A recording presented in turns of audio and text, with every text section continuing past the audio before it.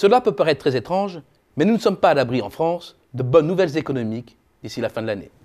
Cela ne relève pas de la méthode Coué, mais d'un coup de projecteur mis volontairement sur les bonnes surprises à attendre et regarder le verre à moitié plein plutôt qu'à moitié vide. Une fois n'est pas coutume, c'est du côté des finances publiques qu'il faut d'abord s'attarder. Aidé par des taux plus bas que prévu, le gouvernement fait des économies sur les intérêts versés. De fait, là où Bercy anticipait une remontée vers la barre des 1,2% d'ici la fin de l'année, les OAT à 10 ans plafonnent autour de 1%, voire en dessous. La différence peut paraître insignifiante, mais l'agence France Trésor, qui gère la dette de l'État, en profite pour accélérer ses émissions et rallonger la maturité de sa dette. En jeu, une facture allégée, une charge de la dette, dans le jargon administratif, d'environ 1,5 milliard d'euros.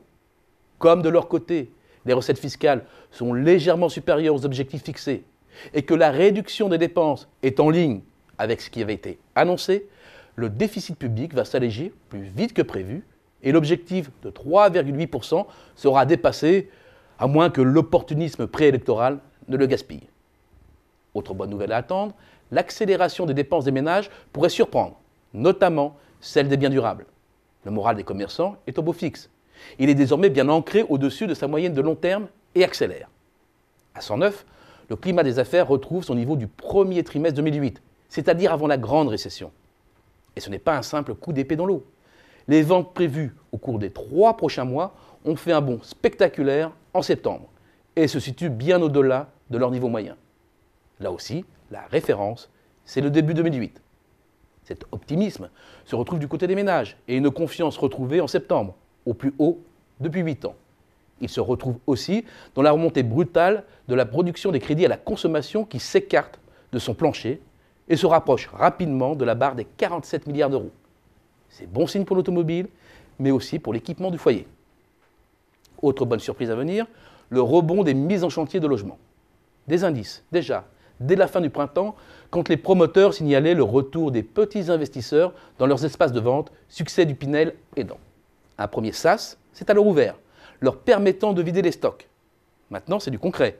Les permis de construire s'élèvent à nouveau et les mises en chantier leur ont emboîté le pas. C'est normal, les taux d'intérêt sont au plus bas et les placements alternatifs, comme le marché des actions, trop incertains. Enfin, il ne faut pas désespérer de l'industrie. Le climat des affaires se redresse, surtout les perspectives personnelles de production qui donnent l'orientation de l'activité pour les 3 prochains mois. Elles ont rebondi et sont au plus haut depuis juin 2011. Le rebond industriel est l'élément le plus attendu, car il donnerait vraiment le top départ d'un nouveau cycle de croissance.